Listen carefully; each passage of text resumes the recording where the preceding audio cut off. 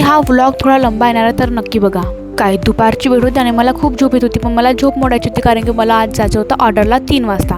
मग फायनली झोप मोडसाठी मग आम्ही थोडी मस्ती केली. आणि लाईफमध्ये या थोडा एन्जॉय पण पाहिजे, कामासोबत थोडा एन्जॉय पाहिजे आणि सगळेजण हसत हसत राहा हीच विनंती करते. सगळेजण फ्री माइंडेड राहा. फायनली मग नवरीचा भाऊ आम्हाला न्यायसाठी आला कारण की आम्हाला NS लॉन माहीत नव्हता आणि मी फर्स्ट टाइमच बघणार होते NS लॉन.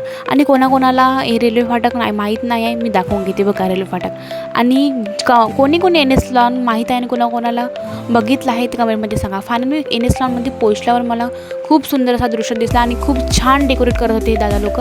आणि बघा ना, मी खादळे लोक पहिले नवरीचं रूम सोडून दिलं पहा ना, आणि पहिले बघत होतो कुठं खाण्याचं आहे म्हणून. मग नंतर काय नवरीची आम्ही क्रिम्पी वगैरे चालू केली, हेअरस्टाईल चालू केली. तर मग नवरीबाई म्हणते थोडा ज्यूस पिऊन घ्या का. ठेवला हातातला काम, पकडला हातात ग्लास आणि पिला मग गटगट. आणि मला समजलं नाही का येतं सांगा बरं कमेंटमध्ये. भेटूया नेक्स्ट ब्लॉगमध्ये. Bye bye.